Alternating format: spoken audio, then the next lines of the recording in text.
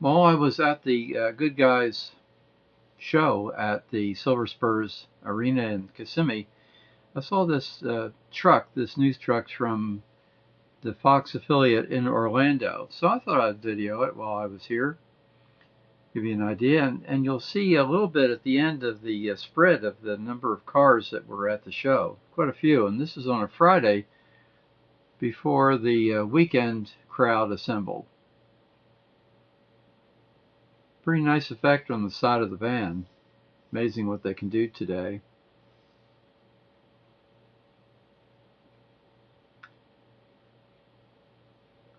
So looks like a high top van to accommodate all the equipment needed, and that antenna sticking way up.